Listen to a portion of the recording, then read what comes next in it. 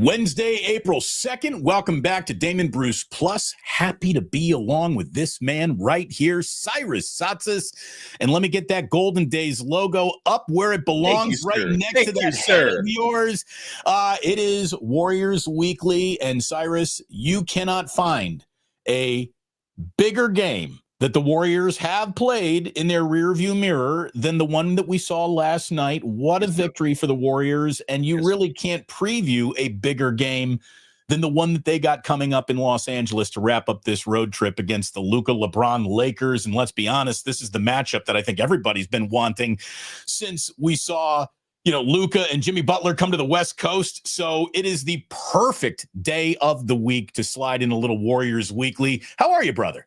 I'm good, brother. I mean, last night was a rocking show for Golden Days. And again, always a pleasure every Wednesday at 11 a.m. where we do these collaborations, these dual streams with the Deuce Plus and Golden Days. Dude, last night was fun, man. I'm a little tired because, when we do these late night shows, the adrenaline's pumping, impossible to go to bed early. But I'm here. I'm excited. And if you're a member of Dub Nation, life is good, dude, because that was a massive game. That was a war. That's what I call that. The Grizzlies came to play last night. I mean, hell, they literally were bringing figurative weapons to the scene. And we're going to talk about that in just a minute. But, dude, that was like they came to play. So did the Warriors. That was a classic.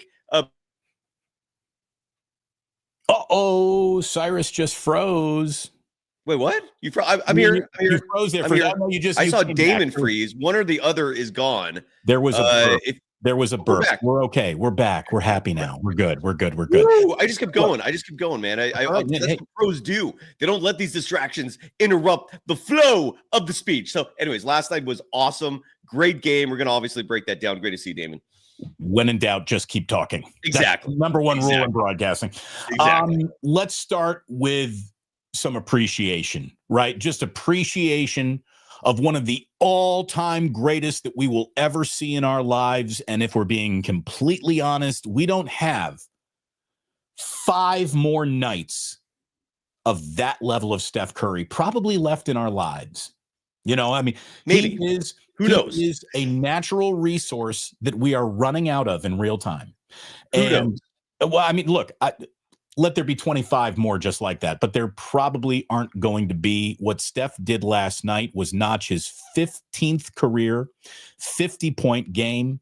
He has about one of those per season over his career. It's David, the reason why I like to hit the brakes on just, who knows when. Like, this guy is a wonderment, if that's a word. He's magnificent.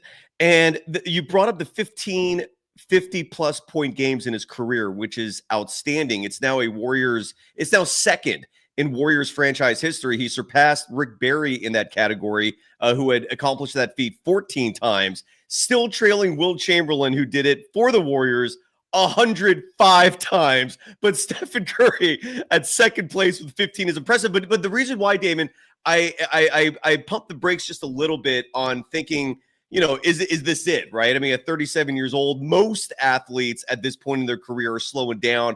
Although, the way things are going, I feel like that's become the biggest variable that's changed in our lifetimes covering sports. There used to be an expiration date on these athletes, and now it's like, is there? I mean, it's become so unpredictable. But the Steph part of it, besides the fact that players are playing longer, he's had those 15 50-plus point games. 10 of those 15 came when he was 30 years of age or older. That's a record in the NBA. Michael Jordan did it 6 times for perspective. So what Steph is doing is incredible, and he's doing a lot of it later in his career, which is why I'm not ready to pretend that might be the last time. You might be right. No, I'm not saying it's the last time, but we got a handful of this left. We used to have a pile of this. Now we got about a handful of it left. So let's enjoy it as much as humanly possible. I mean, what we saw out of Steph was far, far beyond just a scoring output last night. And that's what I kind of wanted to talk about, because the Warriors don't win that game without his 10 rebounds, 8 assists, and 5 steals in the game as well. Correct. And that part is going to be harder to hold on to than the ability to shoot it the minute he gets out of his car on game night. He's always going to be able to hit shots, but to play like that, to have the freedom of movement of that, he is so special. I mean, eventually we're going to run out of Golden Gate Bridge. Nothing is forever. That thing we're going to run out of Golden Gate Bridge one day. Probably not in our lifetime. You're right. We'll run out of Steph Curry one day. You're right. And you're right. In our lifetime. It's such a special thing to watch. And Damon, for those who, again, there's been a big talking point this season that the NBA is in a decline, whether that's, just an ebb and flow that goes with the league in general, or if there's something more to it. But, we don't, who knows how much longer of Stephen Curry we have. Like you said, last night, that was so special. That was one that, 25 years from now, if whatever NBA or classics, whatever, these shows that highlight amazing games, amazing plays from the past, whatever that iteration is 25 years from now, it's a time this game. Yeah, this game will likely and the way I like to spin it, Damon, just adding to what you said about Steph's insane stat line, which you're right, they needed that to beat the Grizzlies.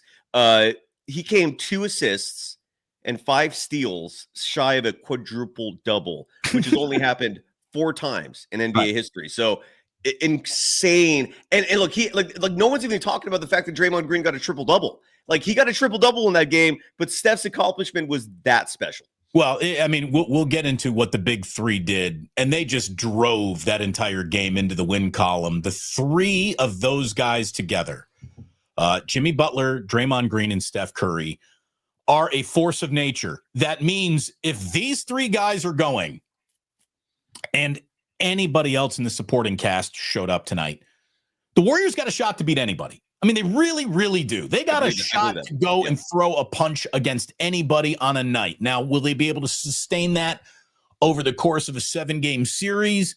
Well, we're about to find out, right?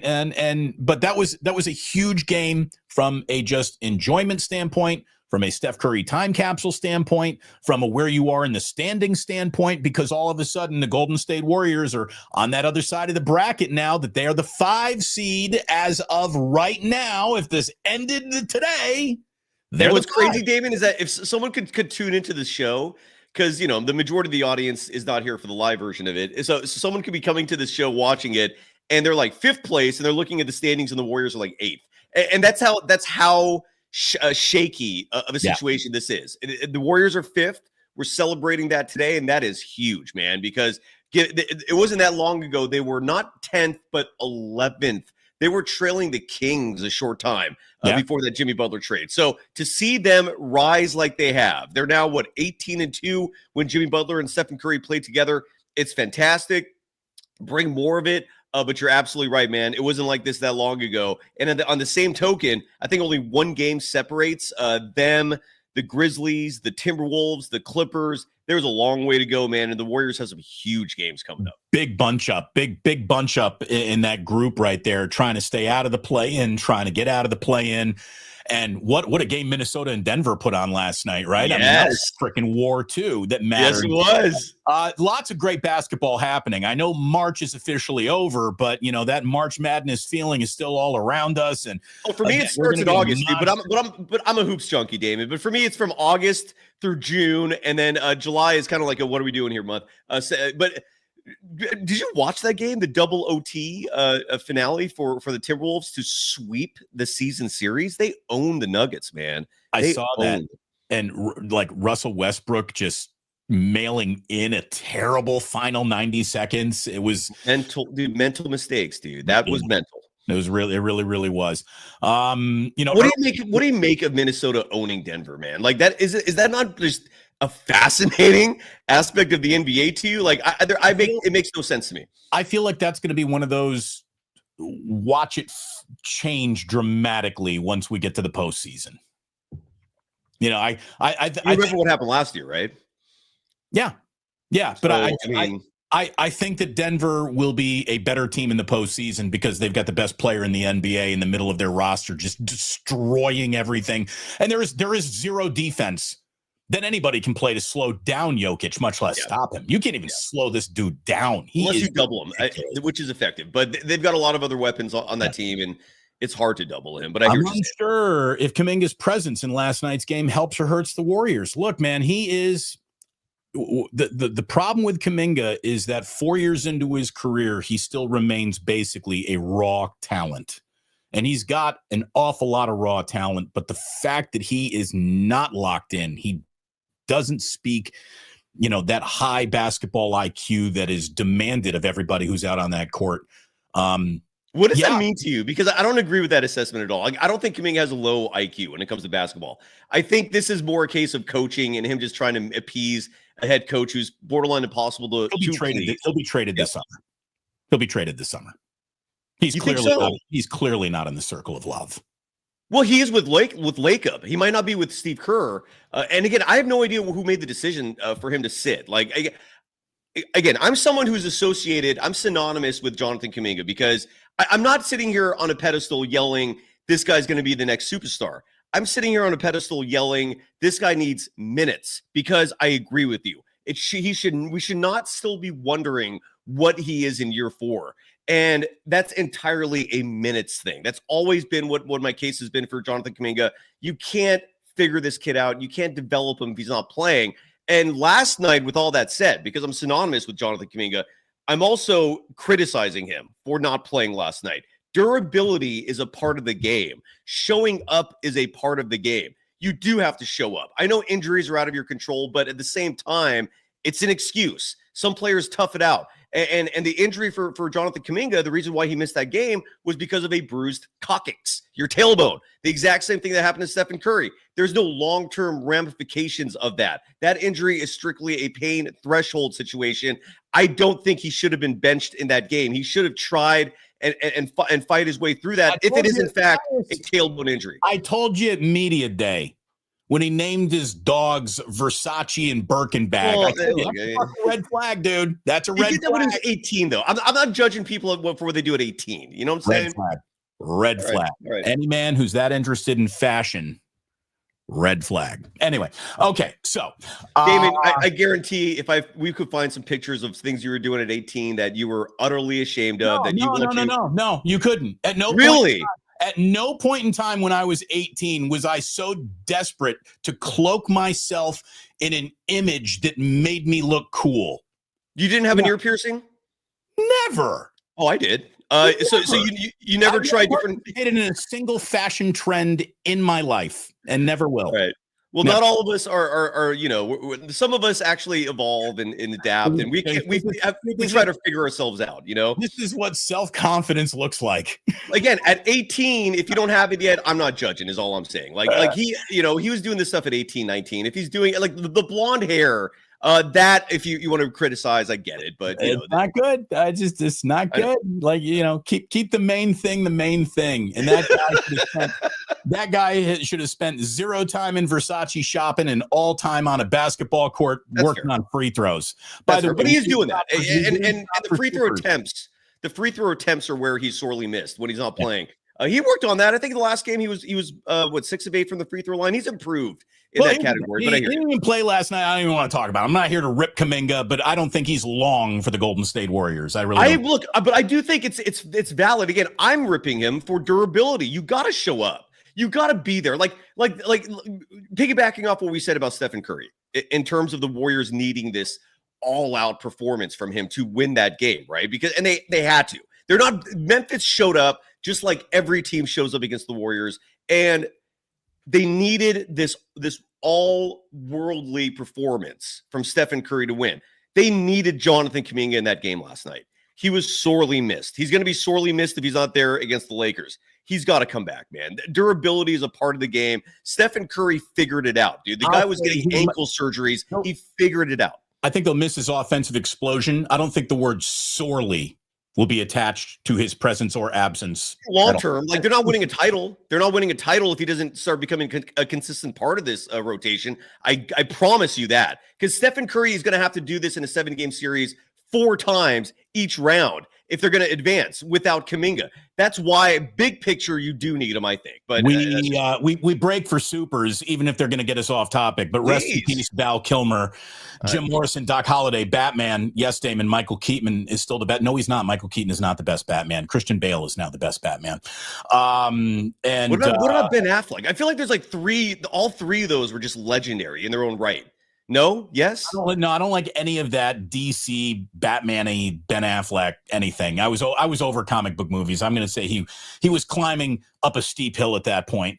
But yeah, look, you can always be my wingman. And look, his handle is Iceman 0072. So yeah, we'll get into so that matters to him big time. You and I were talking in our pre-show meeting. We were going to give Val Kilmer his due today. Are we doing that now? Or are we going to save it for the end? No, we're going to save it for later. We're going to save it for later. What we're going to do right now is pay a few bills around here. By the way, see that shameless promotion right there? You can go ahead and get a mug right now over on the Plus. Really? Speaking of shameless promotion, how can people buy a Damon Bruce Plus mug? How? Go to the YouTube page. Okay. Click on it. It's right there. Literally, like you can click on it. Buy Damon Bruce merch. I got a shop. It's open. I'm working on that right now too. I have an individual, Tasha Johnson. Side note, Tasha, stay on my ass and follow up with me because she's waiting on me to sign this contract. I'm doing the same thing. How was your merch store? Is that a successful venture? Because not quite Walmart. Not out of business yet either. But yeah, we've moved. We opened it before the holidays and.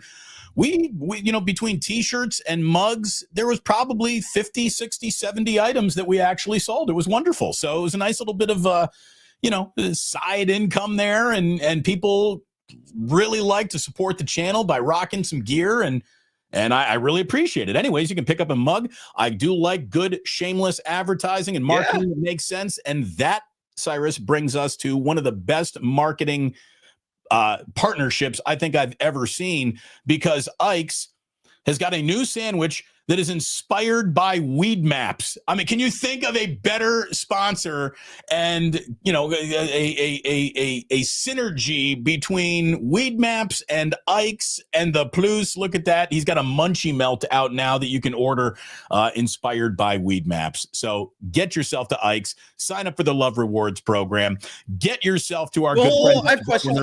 Please don't move on. Hold on. Get yourself to the Dubliner for the best right. You're going to get in all San Francisco.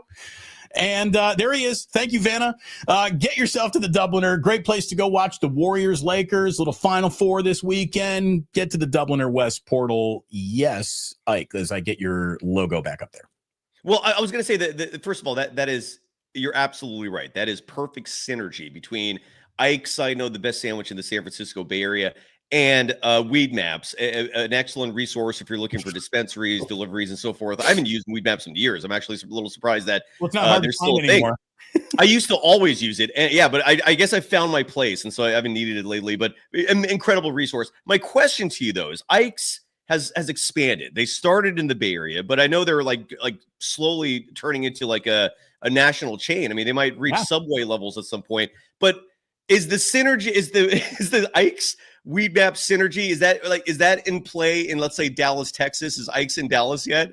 Or anywhere that you got Ike's and Weed Maps. Weed Maps available. All right. Page. Yeah, man.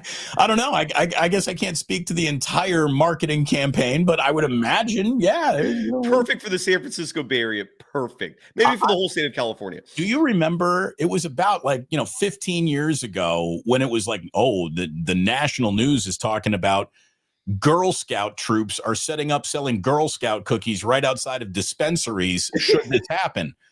Yes, that should happen. That's freaking genius. This is why these Girl Scouts, they're developing young business leaders. These girls are smarter than half the men you freaking will ever work with. That is capitalism at its finest. I know it's got its flaws. 100%. That's a good example. 100%. By the way, opportunistic individuals. I wonder what those girls are up to right now. It would not surprise me if you told me one of those individuals is now like a 23-year-old CEO of a company. Totally. Yeah. Would not surprise me. Company. By the way, JJ Rader saying, I got a couple of shirts from the Plus store, long sleeve, short sleeve. I've got too many mugs already. I hear you. We don't need any more mugs. I never have enough mugs. I'm one of those guys. Like if you gave me 30 mugs, I would not run the dishwasher until all 30 were used. I love mugs. Give me the more diversity in mugs, the better. Damon, that is phenomenal. Golden Days will have its own merch store soon. I'm picking your brain because I haven't been as proactive as maybe I should be on that front. I wasn't sure if it was actually going to be something that people would be interested in. In the meantime, go to the Plus and buy a mug since you can't get enough mugs.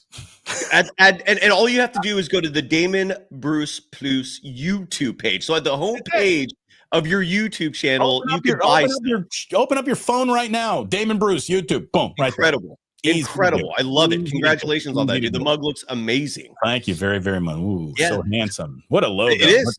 You know who designed that, by the way? Scott Bennett. Remember him from KNBR? Yes. Scott Bennett designed that. The day I walked into the day I walked into KNBR, Scott Bennett did this. What a great guy. Is that Godzilla? Like, is that you, or is that like a? No, because there's a tail. Is there a tail? You want to know why that works? You cannot copyright a silhouette. Did you know that? I did not know that. Copyright a silhouette, so I can. And I'm literally considered a copyright expert. I teach it at university classrooms. I've been an expert witness in court cases, and I did not know that. So thank you for adding to my knowledge. That's happy to help. Yes, interesting. Silhouettes, man. It is one of the most complicated aspects of law. Side note is copyright. There is so much gray area. No other field of law is it as confusing, as muddled, as ambiguous as copyright. So when you find specificity, I'm always intrigued. I know that's a nerdy thing, no one cares, but that's intriguing to me. Are any other sponsors before I give love to mine? That would be it. Tell us about Humboldt County. Yes. If you're looking for a place to stay, like Damon, your wife was recently on a business trip. You two are going to Tokyo, I believe. I don't think that's a secret, right? I'm not. Yeah. 2 weeks. 3 weeks. Yes. Yeah. You've got a big trip coming up, but if you don't have the funds, if you're looking for something a little more modest than Tokyo, I know that's incredible. If you're looking for something, let's say a 3-4 hour drive, and it's a little shorter and simpler, not as extravagant, obviously, as Tokyo, but Humboldt is beautiful. You've got national parks, you've got state parks, you've got redwood forests that go all the way up to these incredible cliffside monster cliffs of the Lost Coast that drop right to the ocean. You've got hiking trails on the beach. It's breweries, restaurants, you name it. Go check it out. It's just a few hours away from the San Francisco Bay Area or Sacramento, Humboldt. And if you need resources, DM me or check out visithumboldt.com. Today's episode also brought to you by BetOnline, the world's most trusted betting platform. We got the final 4 remaining. The top seeds are remaining. Go check out BetOnline for all the March Madness action. BetOnline, the game starts here. Back to the show, sir. How good were Curry, Butler, and Draymond last night? The trio basically did it all. They scored 92 of the 134 points. The 3 of them grabbed 26 of the 49 rebounds. They dished out 24 of the 29 assists that the Warriors had in the game. They gaffled 10 of the 11 steals in the game, and all 3 went a combined 24 of 24 from the free throw line. They were, the 3 of them, at their best pretty much the entire game. The rest of the Warriors around them were in and out of competition throughout the night. There were moments of Moses Moody where, he was being passed the ball. It looked like it was going out of bounds. Finding consistency from role players on the road is harder than finding it at home. And if you really say, well, where does the Warriors season go? It's as far as Moody, Podziemski, and, I'll put Kuminga into the list. I'll put, Quentin Post into the list. How good will those guys be on the road in 7-game series is the same answer to how far did the Warriors go. It really is. If those guys show up on the road, who knows? I like them in any series except Denver. We're going to find that out. That is a brutal two-game stretch, by the way, back-to-back. Thursday at LA. Then you got to jump on a plane immediately. It's a short flight, thankfully, but you're going right back to the Bay Area for a Friday home match against the team that has owned you for 3 years, that's beat you 9 straight times. The NBA, this was a sinister. This was a borderline mischievous on their part to give the Warriors a 5-day window around Miami. We all saw the Brandon Podziemski sunburn. Enough comments leaked out where that team was not taking that part of the trip seriously at all. And it's sinister by the NBA because you look at the day after that Miami game and you see interviews with former NBA players, and it was a consensus reaction. I've never had 5 days in Miami. The NBA's never scheduled that when I played. We usually, it was like a back-to-back, you're in, you're out. Shaquille O'Neal, dude, 5 days in Miami, no one can concentrate and take it seriously. That was sinister stuff, man. And it's great to see them back on track, brother. But this schedule is wild. Triple-double for Draymond Green last night, just coming off the Western Conference Defensive Player of the Month award that he picked up, and then he showed everyone how good he is. He was so locked in last night, he even spotted the Ja Morant finger guns that were pointed towards the Warriors bench, and he tried to get a taunting foul called on Ja Morant, whose history suggests it wouldn't have been out of bounds for, the official. I mean, if this is taunting, Ja Morant doing this, given his history, definitely taunting. I don't think they got the call, but guess what? Shams just reported before we started that the NBA is going to look into that gesture made to the Warriors bench. And I'll tell you, the Memphis Grizzlies would be a hell of a basketball operation if a few guys on that team could just grow the fuck up. Yeah. Thank God they can't. Thank God they can't. The rest of the NBA is very lucky that Ja Morant keeps it parked on stupid, that Jaren Jackson, you even heard Draymond call out Jaren Jackson Jr. saying, like, that guy's been in the league too long to pick up these garbage fouls that has him fouling out of the game. He's got to lock in better. Desmond Bane is a freaking headache, just T-Rex arms trying to start shit with Stephen Curry. I don't know if you saw that last night. Yeah, Stephen. Yeah, sorry, that was weird. I don't know why impersonation. Yeah, I mean, it is. I don't think some guy doing this. It doesn't really offend me. I think it's stupid, but Ja's got priors, and this is why we are our reputations, boys and girls. Have a good reputation, and Ja doesn't. So we'll see what comes of that, but. Man, Draymond has just been playing great basketball. I mean, really, one of the best months of a very long career is what we just saw. The Jimmy Butler trade not only breathed life into the Warriors, but it feels like it really resurrected Draymond specifically. There was a play in last night's game where Draymond, I'm trying to think of the best way to describe this. It was like Professor X level communication between Draymond and Steph. Telepathy. They had a telepathic line of communication last night. What I mean, there was one specific play where Draymond just literally he saw where Steph was going to go. And so he dribbled into position outside of the 3-point line and then just stood there because he knew Steph was going to come around him and find him for the screen. And had the easiest wide open three, one of 12 on the night. And I don't know if you remember that play or if the audience remembers that play, but it was so poetic on a basketball court. It was borderline perfect. And Draymond Green, I'm glad he won that Defensive Player of the Month award. I hope the NBA does him right and does justice by giving him his second Defensive Player of the Year award because his resume deserves a lot more than one. Going back to that game last night between the Nuggets and the Timberwolves, one of the parts of it at the very end that just was cringe for me was seeing the Minnesota Timberwolves defense. Side note, Minnesota was willing to give that game away. Chris Finch was making just dumbass mistakes left and right. And I don't know if this was a mistake, but I just thought of that. In this particular instance, though, Rudy Gobert, a 4-time Defensive Player of the Year, was not good enough to be on the court for a final defensive play. Denver's last offensive possession did not feature Rudy Gobert on the court, yet he has 4 Defensive Player of the Year awards. Yet he's not good enough to be on the court for the most important defensive possession for the Timberwolves in a huge game. That is a crime. And you figure they're going to be running something through Jokic, and he can't Jokic destroys him. Every time. And so how could that be a 4-time Defensive Player of the Year award winner? That is asinine to me. So I hope Draymond is given justice, gets a second Defensive Player of the Year award. Because you talk about Stephen Curry and whether or not we're ever going to see a 50-point game from him again.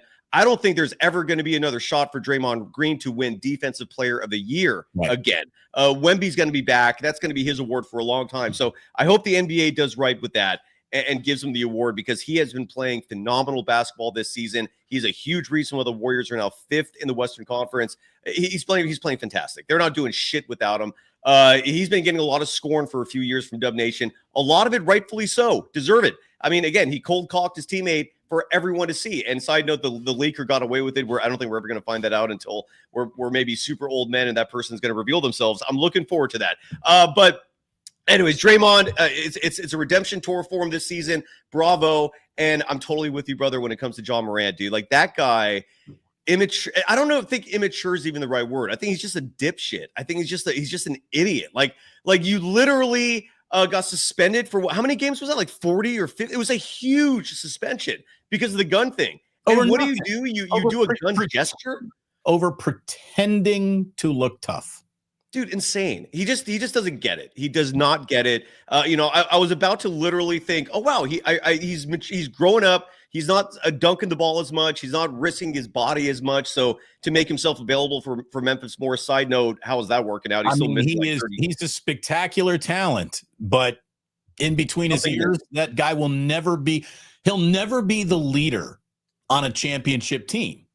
No, he's in that way, he's a lot like Kevin Durant. He will never be a leader on a championship team. He might be on a championship team, but he won't lead them there. Anyway, there's my shot at Kevin Durant for the show. That was an interesting one. I don't have a good response to that right now because it's such a fascinating comparison. I think it deserves some thought, but I like that you brought that up, man. That's a good one. I got something that I think is even more interesting because when you hear about, Draymond Green, there's what you and I think. There's what Warriors Nation thinks. There's what Steve Kerr and Warriors PR puts out about him. What we really don't hear very often is what opposing coaches think about Draymond Green. Now, here's an opposing coach we don't know very well at all. I'm going to screw up his last name. Was it? Isolo? Tomas Isolo, the Memphis Grizzlies interim head coach. Sounds good. This guy comes from Finland, Norway, Finlandia, one of the countries that Trump is thinking of invading. Anyway, he is not only a guy who's been an NBA coach for a long time, he has been a coach on the global stage as well. And he actually compares Draymond to another basketball player who's got this awesome defensive international reputation who, because we don't follow international basketball, you might have never even heard this guy. But I thought listening to this about Draymond was really interesting, and I'd like to play it for us right here. Ever heard, Cyrus, anyone really talk about Draymond in the terms of court mapping? He puts out the fires before he even begins, and that really is. If you ask what is basketball IQ, it is Draymond's anticipation of the play that's about to happen, and he shuts off the faucet before the water even starts to run. So that's maybe why he didn't get that rebound. He didn't get that block. He didn't get that steal because he shut the play down before any of that could even happen. And for somebody who, again, a lot of the time, I always felt that Draymond is the ultimate litmus test for, do you know basketball? People who know basketball understand Draymond's value intrinsically. People who don't know basketball could easily be fooled because he's not a stat sheet stuffer in any fashion. I thought that was a really interesting explanation, didn't you? Oh, yes. It was a compliment well deserved. I'm curious to know who that Italian guy was. Maldon. I just love the way he even tried to announce it. He was a soccer player. I didn't even realize he was going to soccer to make. But he added like the Italian accenture when he said it too. He goes Maldon or whatever the guy's name was. But anyways, it was awesome. It was a few weeks ago, or maybe it was well over a month now. When the Jimmy Butler trade happened, a big theme that was discussed was the concept of opposites, right? And opposites attract more specifically, and how Jimmy Butler, whereas Stephen Curry, he dominates the outside game. Jimmy Butler is much more of an inside presence, and they just do very different things offensively that complement each other. But the real opposites are Steph and Dre. In the way that Steph will go down as one of the greatest offensive players in NBA history. And when we talk about Steph and the GOAT conversation, right? Because a few people recently have been saying, and I think rightfully so, that he deserves to be in the conversation. Not necessarily proclaimed the GOAT, but at least mention his name when we're having that discussion, because he's moving up the annals of all-time NBA greats. Moving up the what? The annals. The annals. I'm sorry, the annals. Whoa. I like the planet Uranus. Anyway. By the way, Curry passed Jerry West in career scoring last night to become the league's 25th all-time leading scorer, and Steve Kerr gave him the game ball. I guess you get that when you get to pass Jerry West the logo. Yeah, that makes sense. But what I was trying to say is like they in the way that Stephen Curry is one of the all-time greats offensively, Draymond Green is one of the all-time greats defensively. Yeah. And he's going to go down. Like the fact that he defends 1 through 5 and there's no drop off. You know, he can defend elite centers with the best of them. He can defend elite point guards with the best of them. His wingspan obviously helps. He's the definition, like you said, of basketball IQ. He is to defense what Steph is to offense, and those two complement each other perfectly. And the fact that Draymond Green is a soldier for Stephen Curry is something I will admire forever, because if you recognize and appreciate Stephen Curry's greatness, you also need to appreciate his Robin, who is Draymond Green, the man who's got his back, who sets him up offensively as well with screens and passes. They complement each other perfectly. Yeah. And I hope Draymond Green wins Defensive Player of the Year. Worth noting as well that attribution, was that Tim Roy who asked the question? It sure sounded like him. Was it? Hold on, and it wouldn't surprise me because never in the press conference. But if he's traveling with the team, it would not surprise me if that sounded a lot like him. If he went to the visitors' locker room and asked a question like that to set up, because that's a perfect soundbite for Dre. And, you know, I don't know. It sounded like him, and it was a really positive Warriors question for a Grizzlies coach. I don't know. Maybe I'm wrong, but it sounded a lot like. Let's listen one more time. See if we can hear who this is. Is this Tim Roy trying to get some sound for his sensation? Is this he's trying to get a soundbite for RC Davis to play in the pregame? Hold on, let's listen. Like it. Hey, Coach, when Draymond Green just won Defensive Player of the Month. That is 100%. That is Tim, right? Definitely Tim Roy. Yeah, that's crazy. I don't think I've ever heard Tim ask a question at a presser before. Maybe that's I think he's done it before, but it's very rare. You're right. It's very rare. That just was such a setup. It was like, Coach, can you please give us a clip that we can use for Draymond Green's celebration? Right. Well, I will tell you, man, there is, you know, we need to classify things to really reach the right way to frame something. And, you know, greatest defensive player of all time. You know, that's I'm not there yet. Mouthful, right? I mean, we got the Dikembe Mutombos, the Hakeem Olajuwons. I'm going to tell you right now, there's a dude named Michael Jordan who's going to take that ball from you every single time he wanted to. Russell is definitely the Russell, of course. Gary Payton, the original Gary Payton. Dennis Rodman, to me, I think Dennis Rodman for sure. And but none of them were as versatile as Draymond is. I mean, that's really what I think separates Draymond from the entire conversation. Is he the greatest defender in NBA history? I don't know. I haven't seen all of NBA history. But what I am watching is an era where defensive versatility has never been more important, and there is nobody in this league better at it than he is. Nobody.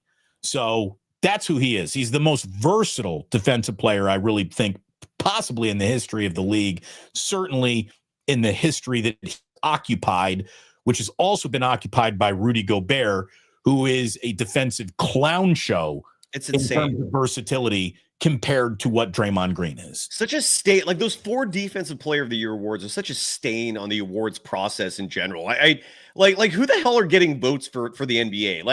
That is a gripe of mine. Like I try to look, ego is a very toxic thing. And I think all of us in this world in general, regardless of what your job is trying to avoid being egotistical. Avoid trying to think you're special, you're better than other people, right? It's a fine line. You try to not, add arrogance to it and try to be humble while being confident in what you do. My point is, I want a goddamn vote.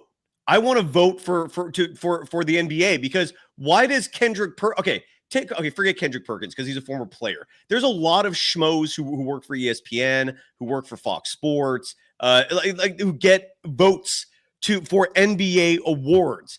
And that has resulted in Rudy Gobert getting 4 of these things. That is a crime. The fact that the Bay Area only gets 1 vote total each year, and that's shared between the Chronicle and the Mercury News, that is an asinine, subjective way of determining who should get these votes.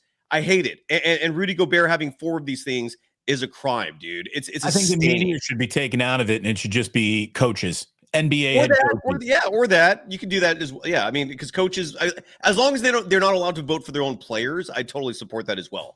Right. Yeah, it's crazy. This awards thing is such a sham in terms of who gets these votes. And Rudy Gobert should not have won 3 of them. Should not have won 2 of them. I could have stomached 1.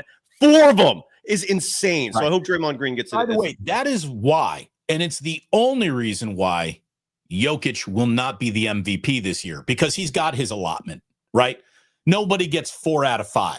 Jordan didn't get 4 out of 5. LeBron never got 4 out of 5. Nobody gets 4 out of 5. He can't get 4 out of 5 then, right? So Shai Gilgeous-Alexander, it's his time. It's his chance to get the award. And HR, I like anything else. There's going to be like Jokic fatigue among the voters. HR in the chat saying Tony Allen is an elite defender. Agreed. He was special, man. Same with who's the guy on the Spurs? Bruce Bowen, another fantastic defender as well. Yeah, those are good. Tony Allen up there for sure. Absolutely, he was. He was a pest, dude, and that made the first championship for the Warriors in 2015 all the more special because they were facing Tony Allen, and that was a good team, dude. I mean, the Warriors overcame Zach Randolph, bullying him inside. And that was special. Marcus Saul was their center. I haven't thought of Zach Randolph in forever. He was a beast, dude. He was a monster. He really was.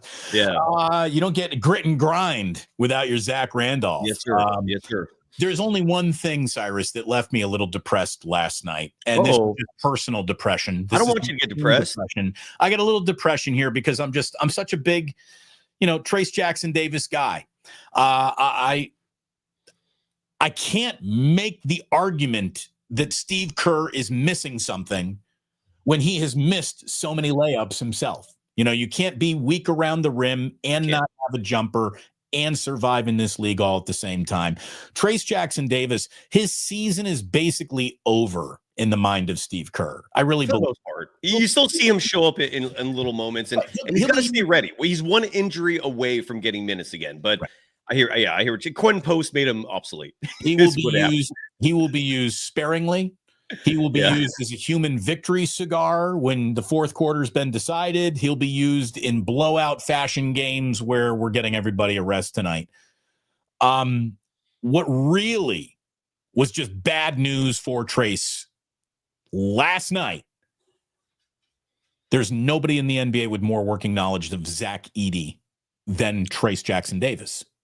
Trace played 4 years against Edey at the highest level at Indiana, Purdue, going back and forth, and he played well against Edey every single time he played Purdue. He always held his own against Zach Edey, so you would think that just his familiarity with this guy might get him some minutes in this game, especially when the Warriors were, would they have a 45-point first quarter? Like, okay, have him go out there and start the second quarter just to give Looney and Draymond a little front court rest. Just have Trace get out there because he's so familiar with Edey. The fact that Jackson Davis isn't on the court at all against Zach Edey means, well, in what matchup will Steve Kerr consider Trace Jackson the right move? And I don't think there is one. If he's not the right matchup move for Edey, I don't think there is one. I think Trace Jackson Davis's season will be just performative appearances. I don't think he plays another high leverage minute this year. Last night was bad news for Trace. Now the good news for Trace is he's going to roll on this team, I think, in the future. Maybe not as a starting center, but as a backup center. Like, I could see him basically taking over Kevon Looney's role, even though I don't think Kevon Looney's 30 yet. I'm actually going to look that up because I feel like Kevon Looney has been 28 for like 10 years. But my point is, Kevon Looney's making $8 million a year right now. I have no idea what's going to happen in the offseason. I think it's safe to say that the Warriors will not offer Kevon Looney another $8 million deal. He's 29 years old. Oh, he just turned 29. Unbelievable. He's only 29. God. Kevon, by the way, what's more unbelievable? Kevon Looney is only 29 years old, or Kevon Looney is shooting 100% from downtown. Oh, and the second three mattered.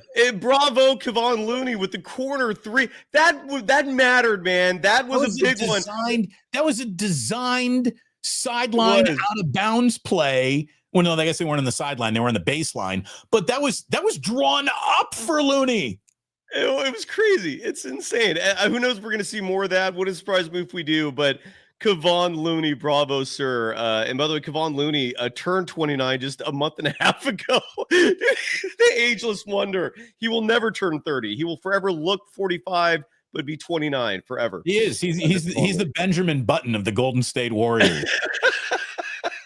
And then on the flip side of that, you have Quentin Post, who I'm still tripping out over, is 25 as a rookie. He's got the Lowry Markkanen history. I think he had to do 2 years of military service for his home country and then 4 years of college, and that you got a 25-year-old rookie. But yeah, that is pretty crazy. That Kevon Looney and Quentin Post might have gone to high school together.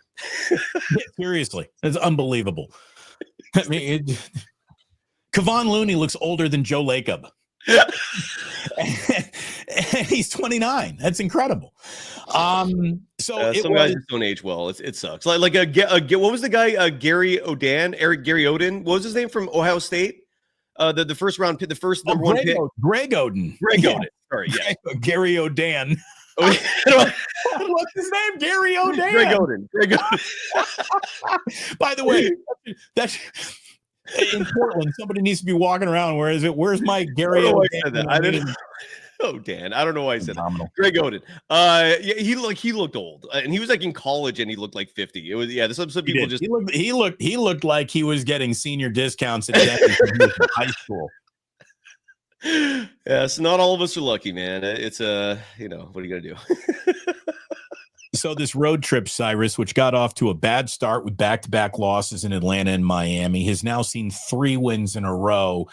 And now in terms of high profile, look, nothing's going to matter more than that game that they just played in Memphis because they're chasing the Grizzlies. But they are also awful in their own division this year. They've been owned by the Clippers and the Lakers so far this year. And it is time to pick up a division win.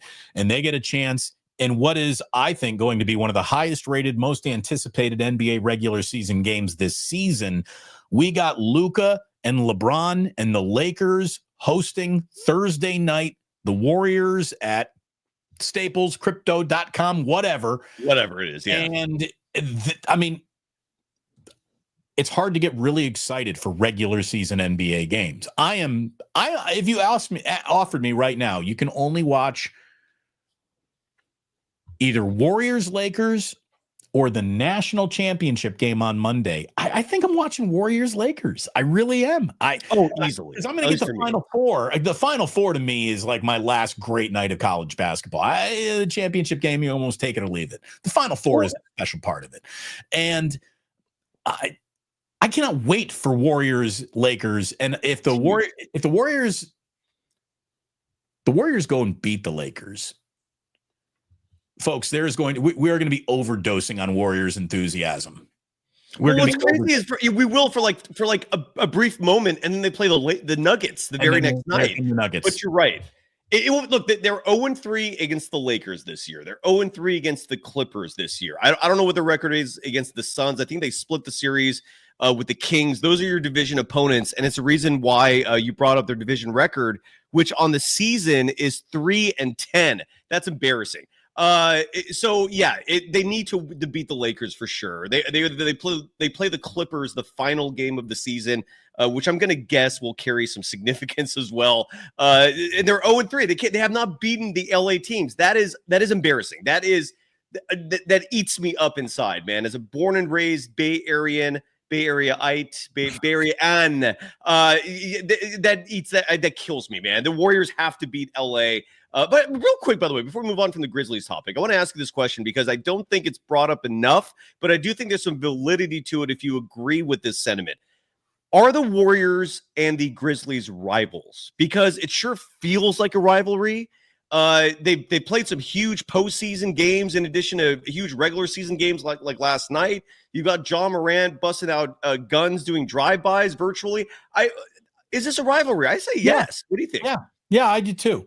It's definitely more of a rivalry to Memphis than it is the Warriors. The Warriors got the Warriors shoot at bigger bullseyes than the Memphis Grizzlies.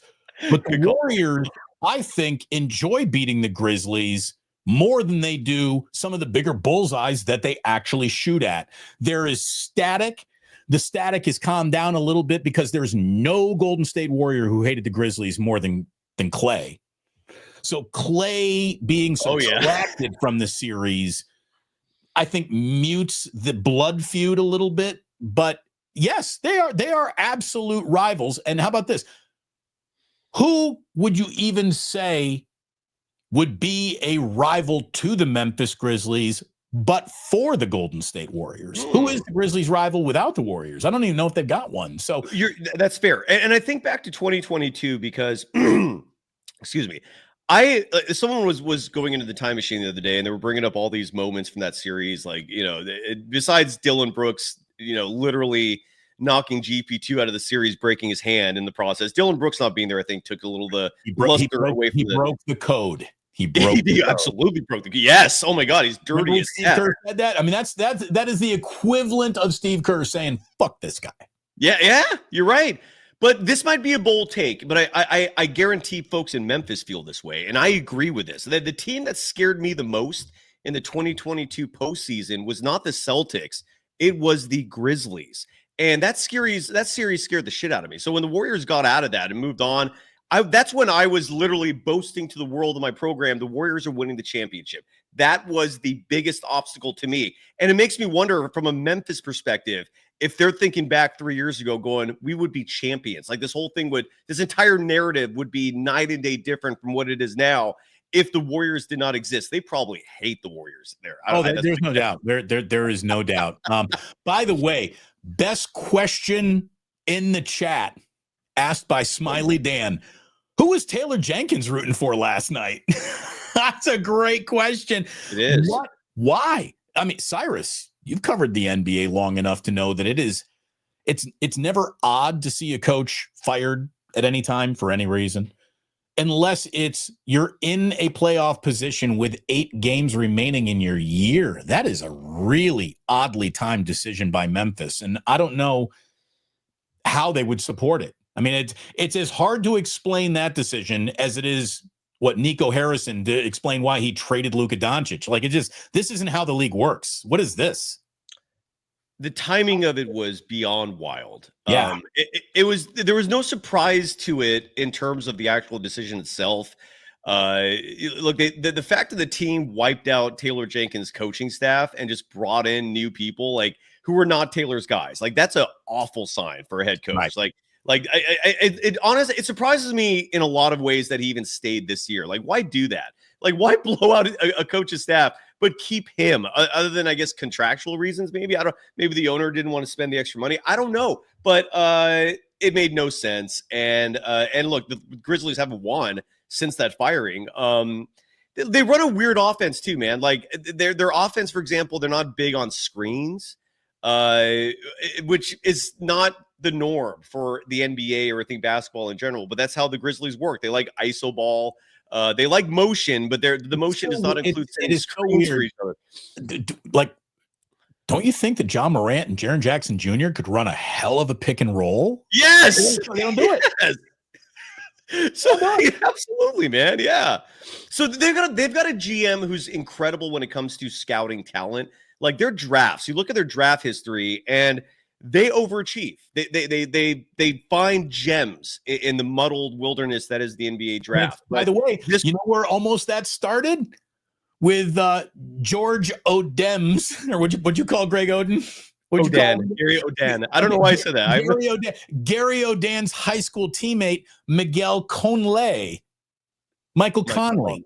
Michael Conley was a great Memphis Grizzly for a very, very long time. He and Oden were high school teammates, by the way. So, interesting. That is interesting. Who would have ever thought that Mike Conley would have the much more significant NBA career than Greg Oden? Coming out of high school, no one would have bet on that. By the way, we always break for a super. Thank you very much, SGA Sports Talk. That's Chardall. That's our boy. That's our guy. Yes. Damon, big fan of you two gentlemen. Chardall. We're a big fan of you. Thank you so much. Yeah, thank you, brother.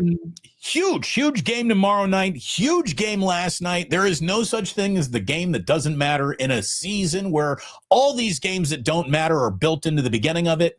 We are through the beginning. We are at the end. Everything matters. And this is just, the Warriors could not be pointed in a better direction than they are right now. They really.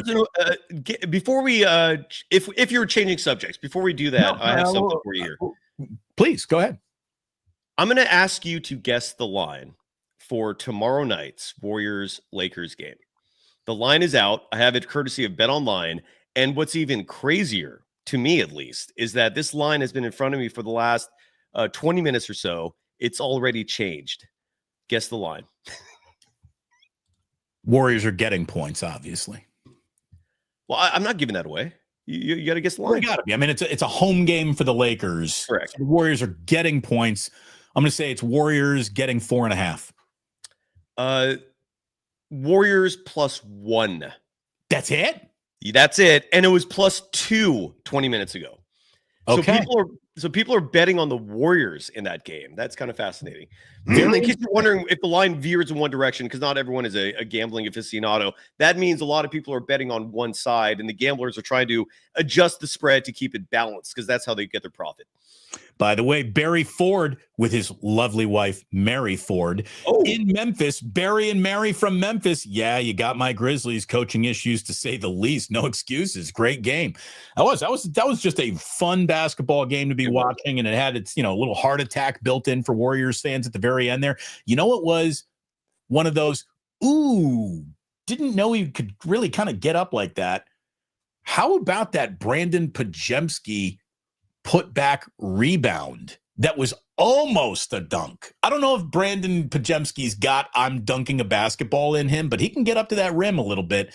And good God, he came out of nowhere to clean up. I think it was a Steph Curry shot. I think he cleaned up. It was. And I covered that last night as well. That was, look, Brandon Pajemski was having an awful game before that. I think he finished the night with 8 points. And I highlight, entering the fourth quarter, he was like a -15. He never made a 3-pointer the whole night. I think he finished with 8 points. But that play, there was like, I think, a minute 11 left. Stephen Curry misses a 3-point attempt, and he soars out of nowhere for the putback.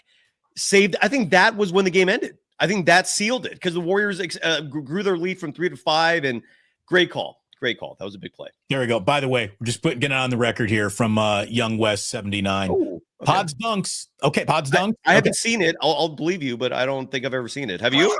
In your memory, is there any Brandon Pajemski dunks? In my mental Rolodex, the answer was I last night's rebound was I think the closest I've seen him. Yeah. Get. But it was huge, man. That was huge. Maybe he threw down at Santa Clara, and I don't know. I don't know. How about this? I don't care. What I do know is that Brandon Pajemski gets minutes, and he's allowed to function on that court because his basketball IQ is where Steve Kerr trusts it. Steve Kerr loves his ball handlers, man. He loves his ball. Whether it was him, Corey Joseph, Ty Jerome, he loves his ball handlers. There's a special place on Stephen Curry on Steve Kerr's team if you know how to dribble the ball like a traditional point guard. I mean, come on. Well, the Warriors have had no more than 4 ball handlers on any inception of the entire dynasty. The Warriors have been awful in terms Brad of Wanamaker. Well, Sean Livingston used to be one of those guys, and you lived with that because he's 6'8", right? Dude, God bless Clay. Clay dribbled like Stanley in The Office. 0 handle, none. That's why Clay can't get his own shot off. But seriously, he was that's a great call, dude. That episode, that's a great call, because that episode I've seen it like a million times, and the imagery is perfect. Stanley, hand up in the back. Michael Scott's first pick, by the way, Stanley. I wonder why, Michael.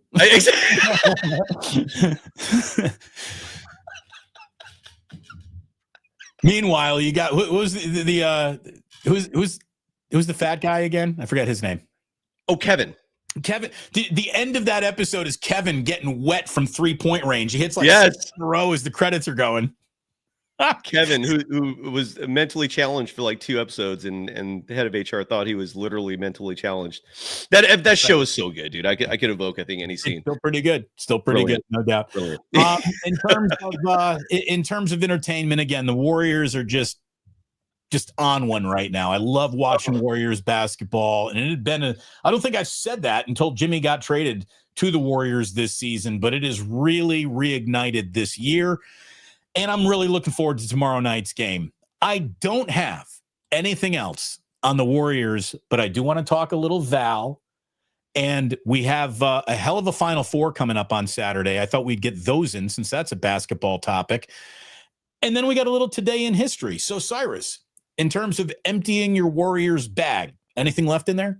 No, I think we've covered everything. All that's left is this huge game tomorrow night. I'm enjoying this, man. I think Dub Nation. I think if you love basketball, you're resting high. You're riding high in your cuckles right now. Just this is a good one. This is a good feeling. That was a great game. Warriors, Lakers, and look again. I don't know. Some people may understand the logic. Some people may think I'm crazy. I think the Lakers are far less imposing and intimidating than they used to be with Anthony Davis. Like this is this iteration of the Lakers, I think, is one that's suited best for the Warriors to overcome. I'm feeling good about it. I think there's a reason why the line is only Lakers -1.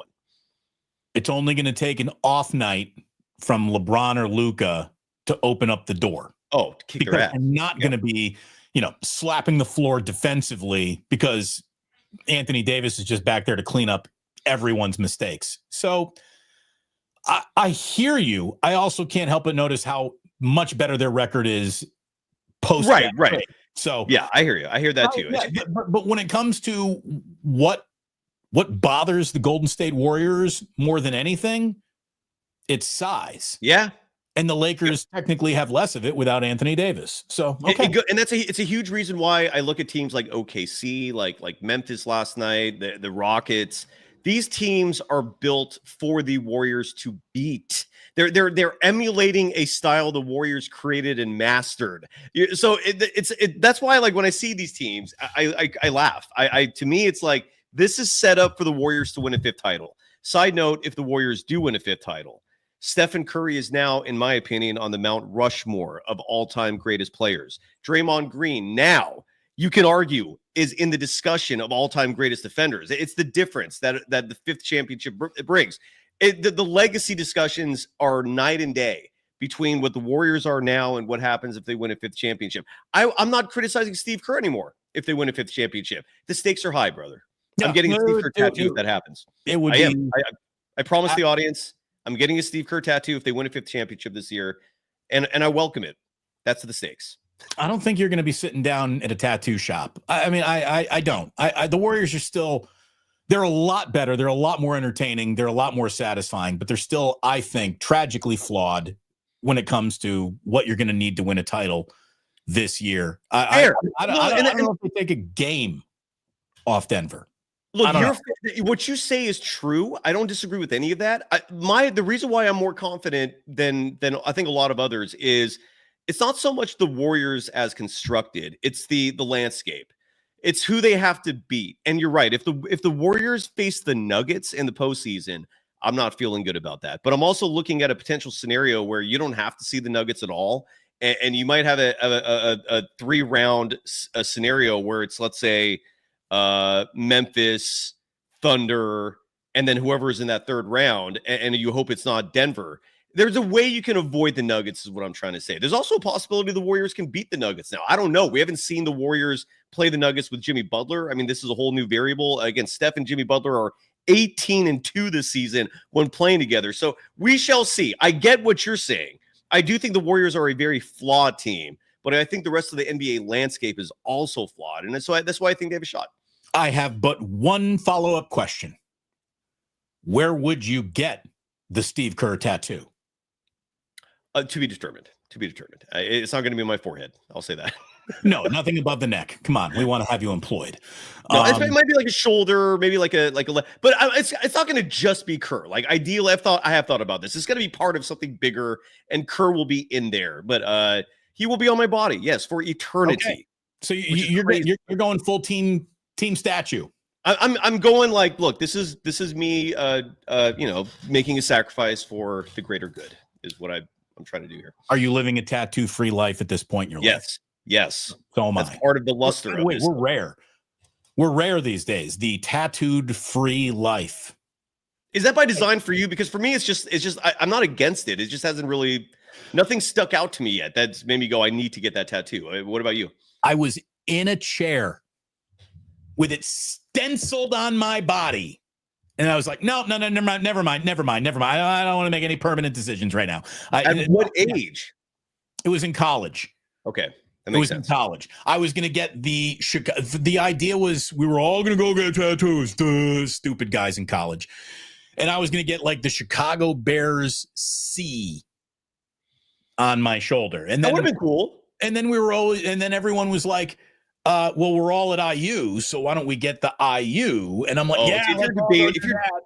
and no, if you're having debates about it at last minute, you shouldn't do it. Right, to me, I was like, I can't I don't want anything permanent on my body that I can't take off. So that's why, no tattoos. No, but I'm going to get at least one. My former dog, Dr. Indiana Jones, rest in peace. I will get a tattoo of him on my body at some point. But if the Warriors win a championship, maybe I'll get 2 tattoos in one day. We'll see. I had a cat that I named Coach Herb Brooks, and I would insist that everyone included Coach. Don't just call him Herb Brooks. Call him Coach Herb Brooks. Yes, sir. And I just noticed that you had Dr. Indiana Jones. Did you insist on the doctoring of your dog? Of course. Good. Of course. I mean, he didn't go to med school for you to not put the doctor on front of it, for Christ's sakes. Absolutely. Okay. All right. Hell of a Final Four coming up. Hell of a Final Four. Cinderella, she ain't invited to this. And I don't know if in the NIL era she's going to be making it back to the Final Four. But what we have here is one of the all-time heavyweights showing up. Forget about them all being 1 seeds. Which we have all 1 seeds reaching San Antonio. I like that, by the way. I don't know about you, but I like that. Well, normally I would get, give me a little something to make everyone dream. Give me one crash the party. But I also don't have a problem with the best of the best of the best of the best. Yeah. And this really is a spectacular Final Four. Do you know what Ken Palm is? Ken Palm ratings, everyone. This is getting really into the nerdy evaluation of it. I don't know. I've never heard of that in my life. Ken Pomeroy was this statistician who came up with the right way to measure and rank like all 336 college teams. He takes in offensive efficiency, defensive efficiency, strength of schedule, pace of play, everything that a dork can put into an equation to evaluate how good at basketball you are. This guy came up with. And the Ken Palm rating is such a sacrosanct, people believe in it rating that it plays a big role for the selection Sunday. The people who see this tournament use the Ken Palm rating. It is important. It does speak to how good you are, how efficient you are. Okay. So anyways, the number 1 Ken Palm team of all time, and he's been measuring this out since the early 90s.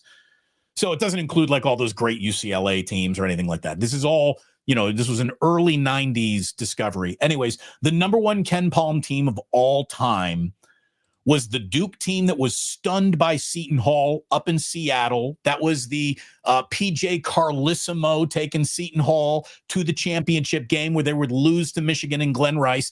Anyway, this is pre-Warriors. This is pre-Warriors, right? Oh, very much so. This is a long time ago. So, but that, by the way, so that team got upset by Seton Hall, but that was Leitner, Danny Ferry, former Utah Jazz coach Quinn Snyder was on that Duke team, and that is one of the greatest Ken Palm measurements of all time. Interesting. Okay. In this Final Four, 4 of the 10 best Ken Palm teams are in the Final Four. All-time Ken Palm teams, the 2nd, the 6th, the 8th, and the 10th teams all time in Ken Palm ratings are in San Antonio. That is Duke, Houston, Florida, and Auburn. So we got really good teams showing up. We also have a clash of generations in terms of coaches. You got 2 older guys in their 60s in Kelvin Sampson and Bruce Pearl. And then you got the young John Shire and the young Todd Golden, who before he was at Florida, in case anyone needs a local tie-in, Todd Golden coached the USF Dons on the Hilltop before they hired Chris Gerlifson, their current head coach. They had to fill the departure of Todd Golden. So there is a Bay Area tie in this Final Four, and it should be a hell of a Final Four. It should be a hell of a Final Four. Give me 2 barn burner games, then give me a good national championship on Monday night, and I'll be a happy boy at the end of this season. When are the Final Four? When are those semis being played? Well, they usually start around about 4:00 West. What day? I'm sorry. A Saturday. The Final Four is on okay, Saturday. Saturday set. All right. Yeah. All right. I'm pumped. Good stuff. Anyways, what's your take on Cooper Flagg? Because I think he's gonna earn that number 1 pick gravitas, if you will. Like he's gonna live up to this to the hype. I think he's legit, dude. That guy, that kid can play. And again, what is the difference between him and other guys that we identify is, yeah, that guy's a player. He's got skill. He's got size. He's got speed. He's got power. Cooper Flagg wants to fucking crush you. He is a dog, dude. Cooper Flagg is out there looking to dunk it on your mother's forehead. I mean, he's got a nasty with a capital N in him. And that's why he went and kicked some serious ass against Team USA in their Olympic warm-up, right? You know, I mean, this kid can play. Yeah. No doubt about it. I don't like Duke. I don't like him, but holy shit, there's no denying what that guy is. He is a badass. He is going to be a can't miss number 1 overall, without a doubt. Whoever gets him, look at it this way: if you're Duke, you should be putting together a $10 million package for him in NIL to come back next year. Well, and look, and I'm glad you brought that up because it made me think, like, are there any teams out there that Cooper Flagg's looking at and going, I'm going to play another year at Duke?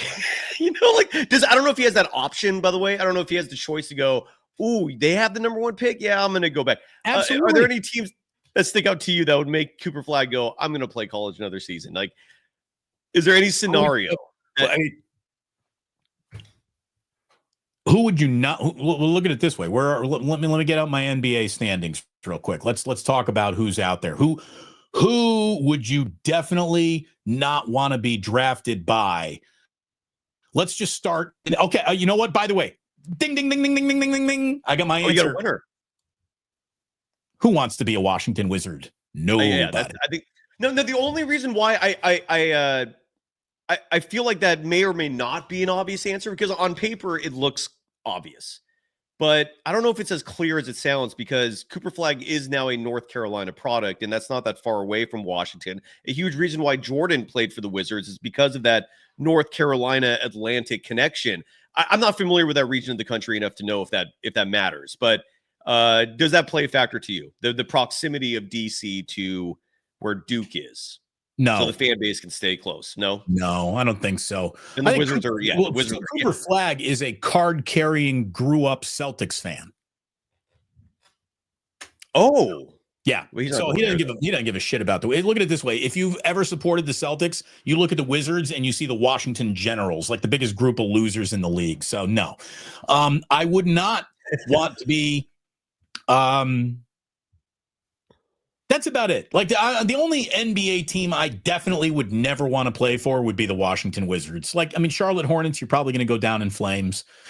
Utah Jazz, it's not where I'd want to be, but I'm telling you that, Utah has got an owner who cares, and Cooper Flagg and Lauri Markkanen playing together, I wouldn't be totally disinterested in that. The New Orleans Pelicans are kind of a joke franchise historically. Yeah.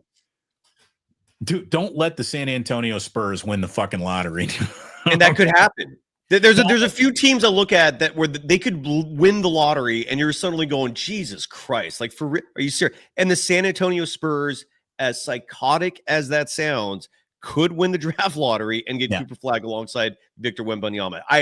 That sickens me, but that is a possibility. Could happen. Yeah. Anyway, He could also go to Philadelphia, which is kind of a weird one too. If he ends up there, like he's suddenly alongside Joel Embiid next year, that would be I'd be intrigued. If I'm Cooper let me Flag, tell you what would instantly happen. Cooper Flag would walk in there day one. He'd look at Joel Embiid, and he would say, "I'm the captain now, you." Ooh, I like that. I like that.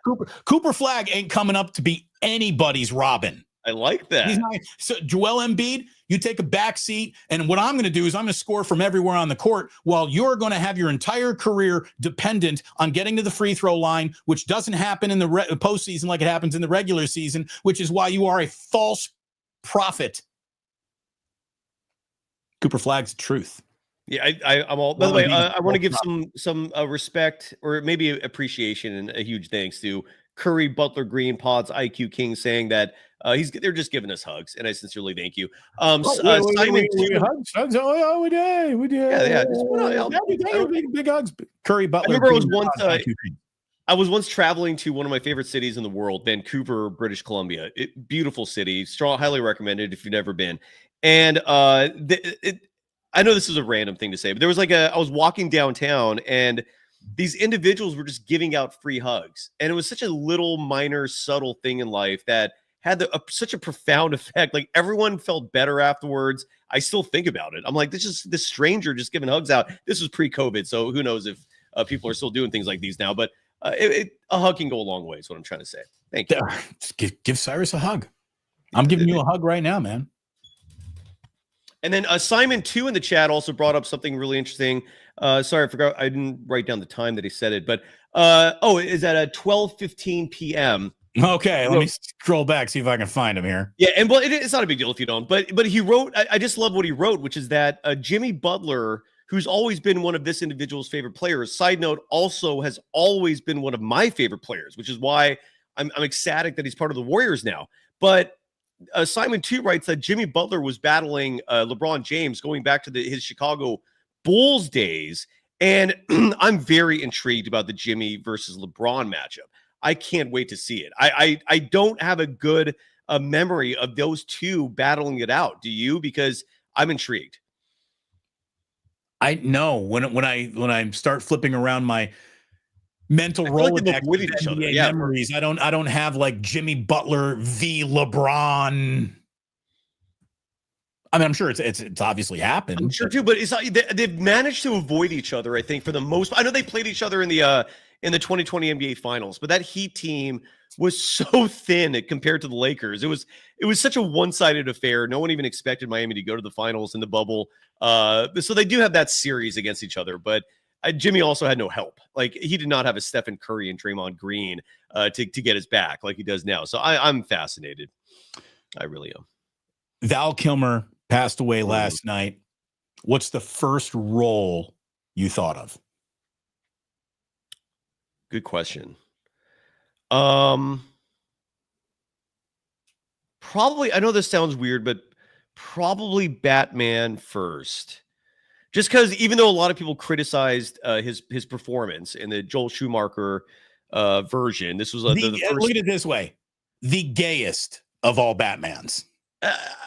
I'm not far and away. It's the only Batman suit that came with nipples. Well, I think the George Clooney one, if we're going to talk about an effeminate costume and set design, I would give the second one with George Clooney of those two Schumacher movies as the more flamboyant. Joel Schumacher ruined that franchise. Yeah, he was not good. If not for Joel Schumacher's, we don't get Kevin Nolan or Chris Nolan thinking, I got to come and save this shit. Good point. That's a good point. And that is the adverse reaction to that, right? The effect, the cause and effect is a bad director ended up turning out a Christopher Nolan. You agreed. But anyways, so I thought of it was Batman and then Iceman. Those were my first two. But he's been in so many incredible films that you and I both grew up on, man. Like this is crazy. This is sad. It sucks. It's one of those careers that you almost didn't appreciate in real time, but you look back at it now that you're kind of looking at it and you're like, holy shit.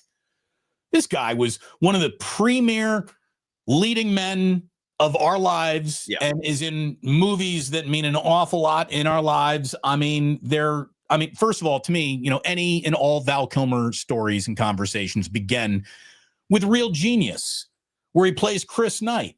And he's unbelievable. I mean, it's a tour de force performance where, I watched that movie probably when I was I'm 11 years old, and I'm like, I want to go to college. This looks awesome. And it's a real funny movie too. It's like a legitimate comedy. The guy who played Uncle Rico in Napoleon Dynamite, I forgot his character's name in that film.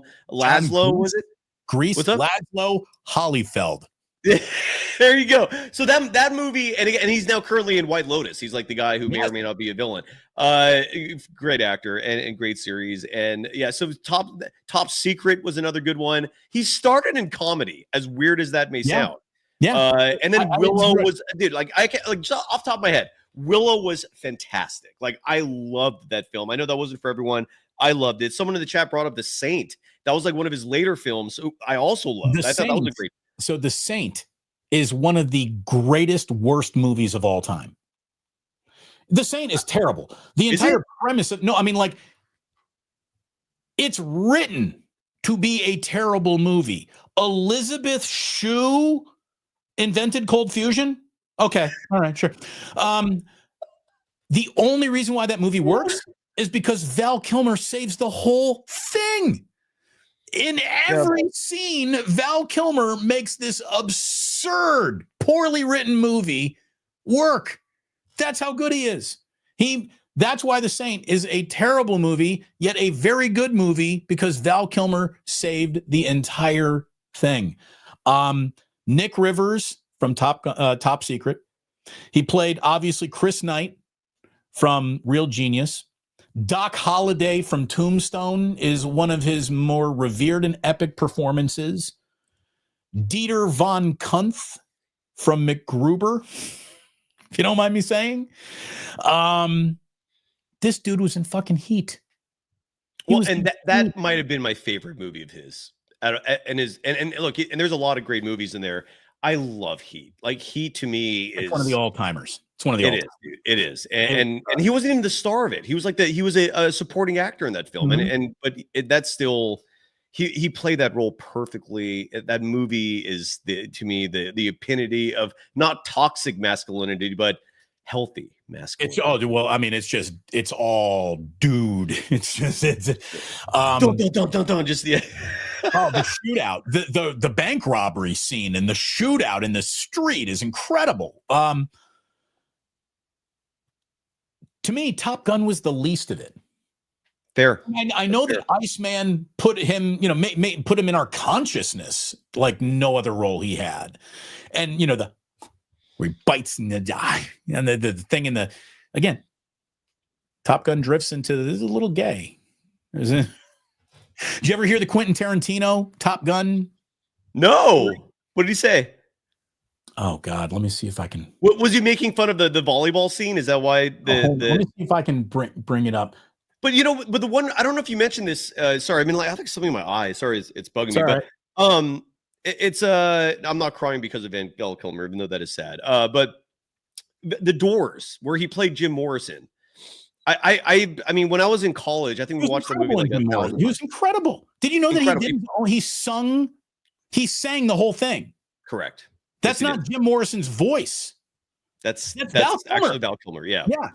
Okay, but since you've never seen this, I got to play this for Quentin Tarantino. I sure hope that this doesn't get us copyrighted or anything. We can edit it out if worse comes worse, but hopefully not. Hold on. Yeah. And while you're doing that real fast, Val Kilmer, I think this just adds to the sadness and tragedy of this. He was in his 60s. I think he was 65, which way too young to die. And he passed away from pneumonia. I know he's dealt with health issues over the years. I think he had a cancer battle at one point. But it's just pneumonia. That means he was probably dealing with other shit too, because pneumonia should not take you out on its own. If you're 65 years of age, he was probably fighting other things. How did Ricky Henderson die of pneumonia? How does anybody die of pneumonia in the Bay Area? How do rich people die of pneumonia? That is crazy. You're right. That is crazy. I know, that is crazy to me. I don't get it. Hold on, let me see if I can share this with you real quick. Hold on. I am confident of this. Pneumonia will not be my death knell. Pneumonia is not what's going to take me out. I promise you that. It's way too dignified for your death.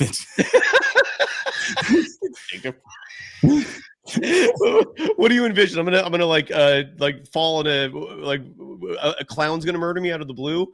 Yeah, well, yeah. All right, hold on. Okay, so let me just share this. And so by the way, so Quentin Tarantino put this in a movie and he thought it through, right? This is the Quentin Tarantino Top Gun theory about the movie and what it's really about. If this offends you, I don't care. Here we go. And you got Iceman and all his crew. Right. They're gay. And they represent the gay man. Right. All right. And they're saying, go the gay way. He goes to her house, right? All right. It looks like they're gonna have sex. They don't have sex. He gets on the motorcycle, drives away. She's like, what the fuck? Next scene you see her. She's in the elevator. She is dressed like a guy. She's got the cap on. She's got the aviator glasses. She's wearing the same jacket. So I got to bring him back. I got to bring him back from the gay way. So I'm going to do that through subterfuge. I'm going to dress like a man. But the real ending of the movie is when they fight the MiGs at the end. And they're beating the Russians. The gays are beating the Russians, all right? And it's over, and they fucking land. They're all hugging and kissing and happy with each other. And Ice comes up to Maverick, and he says, man, you can ride my tail anytime. And what does Maverick say? Maverick, you can ride mine. What is that from? That's not an interview. Like, what is that? Is that a movie? I don't know where that came from the Quentin Tarantino filmography. My guess is that is a deleted scene from Pulp Fiction, if I had to guess, because he looks like he's wearing the robe that he wore in Pulp Fiction.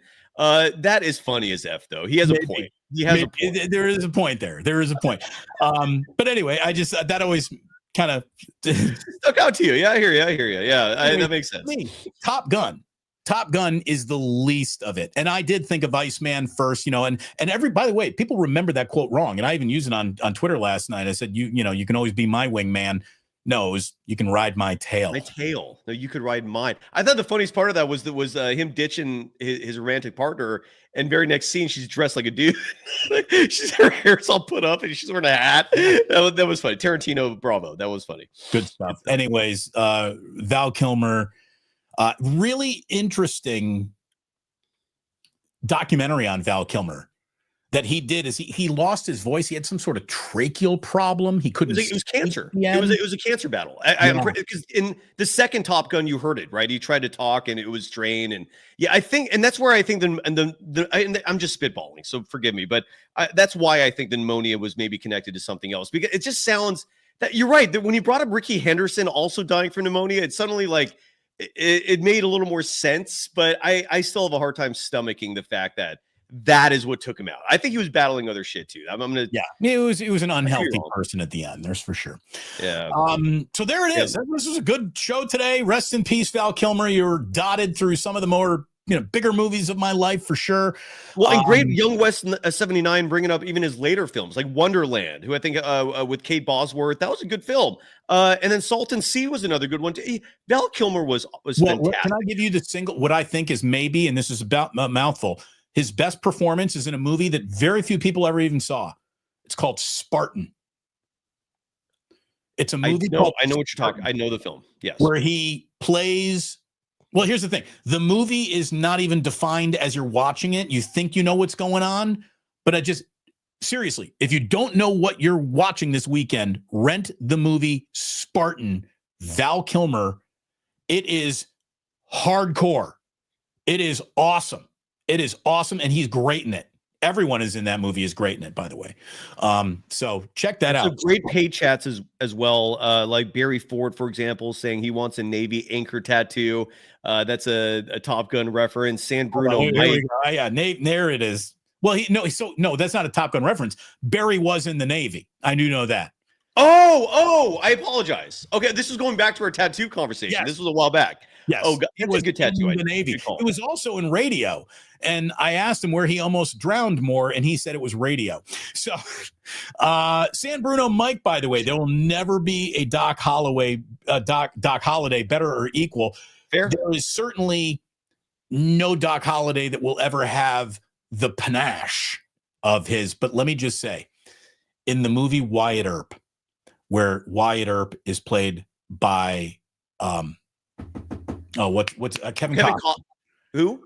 Kevin Costner plays Wyatt Earp. A few actors played him. Yeah. Kevin Costner. The Doc Holliday that is played by Oh God, who plays Doc Holliday in that movie? I'm blanking. I don't know. out. I never saw that. That was one of Kevin Costner's like lesser films, right? It didn't get well received. Was it good to you?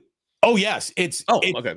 It's a far superior movie than Tombstone. Tombstone is everybody can enjoy this type of Western. It's Hollywood. Yeah. Right, where Wyatt Earp is definitely more of a, okay. So Doc Holliday in that movie is played by Dennis Quaid, and Dennis Quaid, Doc Holliday in that movie is there's no fun. There's no like you're Daisy if you do. There's no pop culture. He's just a sinister, murdering fucking psycho, and it's that Dennis Quaid's Doc Holliday in Wyatt Earp is hardcore to the point where anyone brings up Val as he's the best Doc Holliday, I always ask, did you see Wyatt Earp with freaking Kevin Costner? Which is probably a more accurate representation of who Doc Holliday really was. Yeah. But the Val Kilmer role, it was fantastic. And he's all like pale and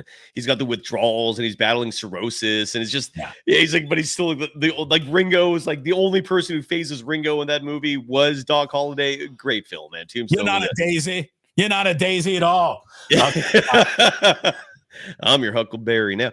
Barry Ford again was stationed in San Diego while Top Gun was filmed, was living at the YMCA downtown and bumped into Val Kilmer at a dive bar near one of the catering trucks in a dining shoot. Cool guy. Yeah, Val Kilmer seemed like a cool dude. I mean, he did. Well, I read this obituary last night or this morning from Reuters, one of the wire services, and the entire obituary was just blasting Val Kilmer as this guy that was difficult to work with, who didn't get along with his peers and directors, and it was like, Jesus, the guy's dead. Like, do you have to make it that harsh? It like ended on a negative note, like he stopped acting after he pissed off the last director. Period. Like it ended. The whole thing was just a joke. Come on, man. The guy's dead. Have some respect for him. In hindsight, I didn't know also that a huge reason we hadn't been seeing him in the last 10, 20 years, besides the health battles, was the fact that he was a difficult person apparently to work with on set, and he addressed it himself. I think Val Kilmer once said, "I'm not difficult. I'm challenging," but he embraced that. And look, I don't think there's anything wrong with that either. Like if you're making art and you're not challenging yourself, if you're not pushing the boundaries, that's on you. It ain't art at that point. You're playing it too safe. Now you're making the Hollywood version of Tombstone, and you're not making the real version. But find me the artists who aren't a little eccentric, please. Yeah, exactly. You know, exactly. It's part of the territory. Are you ready for a little Today in History? I'm always We're going to wrap up real quick with Today. I'm always ready. Oh yeah, we said an hour. You got to go, right? I'm sorry. We got to get going. But this is a great show. I'm glad we did it. I got no regrets. Happy birthday to two other actors that are out there right now who do great work that I like very, very much. Happy birthday. He's 50 years old. The first time I ever saw him was as Oberyn in Game of Thrones, but Pedro Pascal turns 50 today. Michael Fassbender 50. Wait. Pedro Pascal's 50 now? Today? 50. He's like, look, the last 10 years, he has just exploded onto the scene, right? The first role of his actually that stuck out to me, because he's everywhere now. Like This Ends With Us, the HBO show, a new season's coming, and he's awesome in that. He's going to be in the new Fantastic Four. He's been in a lot of films, but Narcos. Have you ever seen that show? Yes. Yes. He was in I didn't bother with the last season because I think the first two seasons are the ones where you have what's his name, the Colombian drug lord, what's his name? Are you blanking as well in terms Cocaine. of Mr. Cocaine? Mr. Cocaine himself. Mr. Cocaine. Well, I'm brain farting. I apologize, but the point is, he didn't play that role. Pablo Escobar. Pablo Escobar. Thank you. The Pablo Escobar episodes of Narcos. I think that was the first two seasons, and then the third season they just kept it going without Pablo. It's like, what are you doing? But those first two seasons, he played like a DEA agent in Colombia, and that show is fantastic. Strongly recommended. And Pedro Pascal is unbelievable. I didn't bring his name up for that. I brought it up because Pedro Pascal is going to be in a movie soon. And I missed the premiere for this. They had a premiere in Oakland, of all places. I don't know if Pedro was there. Again, I did not make it, but he stars in this new film that's called Freaky Tales. Oh, it's a love letter to the city of Oakland or something, isn't it? It's based in the city of Oakland, and the reason why it's pertinent for this show and this discussion is because the movie is based on Sleepy Floyd, Golden State Warriors guard. And side note, Floyd will be on Golden Days soon to promote that film. But so Nice. the main actor, besides Pedro Pascal and a few other big names, is playing Sleepy Floyd, the Warriors legend. And the movie has some weird, like, I guess, science fiction spin to it and whatnot. But coming soon to a theater near you, and Pedro Pascal. Barry, thank you very much for the. Well, he likes White Lotus. Yeah, it's a different show. I'll give you that much. It's Great White show. Lotus. My wife loves it. I like it. You don't? No, Don't love it? I like it. Do I love it? Nah, I don't know if I love it. It's okay. It's good. I'm hooked, man. It's to me a truly great show. Has you in your seat when a new episode comes out, right? Like you're not you don't have the patience to binge it. That's one of them, man. I'm there every Sunday night. And you're saying Jillian is a huge fan? Loves it. Absolutely loves it. I mean, it's her favorite show on TV. I like the show. I always like a good Sunday night HBO show. And this is a good Sunday night HBO show. Walton Goggins is owning television right now between White Lotus and the Righteous Gemstones. To me, as I prefer Righteous Gemstones to White Lotus. That's Uncle Baby Billy. Oh, baby! I don't know if you can get better than that, dude. We've seen his cock 2 episodes in a row now. I haven't seen any of the episodes this season. I mean, it's got to be a prosthetic. It's not really him, but it is. Dude, the Baby Billy. You haven't seen him buck naked water skiing. I saw some news clip. You gotta watch it. It's so funny. I will. It's a great show. I know this is the last season of it, but Walton Goggins, kudos to you. You're on top of the world right now. Bravo. Speaking of movies and things that we like, happy birthday to basically the movie theater. In 1902, something called an Electric Theater, which was the first full-time movie theater, opened in Los Angeles. So happy birthday, going to the movies. Today, what a crazy time in humanity that was, Damon. Like all of a sudden we're in the same way that I feel like we have been shaken these last 10, 20 years by the advent of social media, the digital revolution, the technological advancements that have shaken the media paradigm to the core. Everyone's on their phones now. That humanity goes through that, and it went through that in the early 1900s. I can't imagine what that was like to suddenly see moving pictures on a screen. You want to talk about the evolution of how we consume things? Well, today, Cyrus, it's like I gave you the list and you're just setting me up for the next thing. Oh, bro, good. Today, in 1956, Elvis Presley went on the Milton Berle show and sang Heartbreak Hotel, and an estimated 25% of the United States watched that. 1 in 4 American citizens was watching that TV show that night. That's because there were only, 2 networks at the time? You know, I mean, if you had a TV, you had no options. You had Static or Milton Berle. And that is unbelievable, the way that we used to consume that media. Things would change greatly, obviously. We're going to fast forward all the way to 1973. And real quick, before we do that, just going back to Milton Berle real quick, is he the guy who is notorious for being well endowed? Only whipped out enough to win. Uncle Milton. True, and it's a legend in Hollywood, Milton Berle. Dude, I mean, we talk about it all the time. In the end, like, you know, if a coach doesn't want to go too deep into his playbook, they only pulled out enough to win. It was the Milton Berle game. There you go. Today in 1973, the launch of LexisNexis happened, which was a legal research. You don't get the internet without LexisNexis. Yep. So happy birthday, internet, kinda today. Happy birthday to Velcro. Velcro was invented today. Jerry Seinfeld's dad did not like Velcro. No. Vel comes from the velvet, and the crow is from the French word, which is crochet, which means to hook. So that's how we got Velcro. That's how we got Greg Oden. Gary Oden. Gary Oden. Sorry. But you want to talk about evolution of what we watch, how we watch it, the entertainment that we consume. Today, in 1978, the TV show Dallas debuted as a 5-part miniseries and it was such a hit, and it was such a national phenomenon. It went on to become one of the single biggest seminal television shows of all time. And I'm going to tell you right now, you can't explain to anybody who is new here how big Dallas was. Think Sopranos, think Breaking Bad, think Game of Thrones. Before any of that, there was Dallas. Yeah. Linda Evans and her big shoulder pads. The Who Shot JD, right? Isn't that one of the most JR. biggest JR, Yeah. the biggest cultural phenomenons of our country's big of a cliffhanger as television's ever had, without a doubt. JR. It was the cover of Time magazine. Who Shot JR?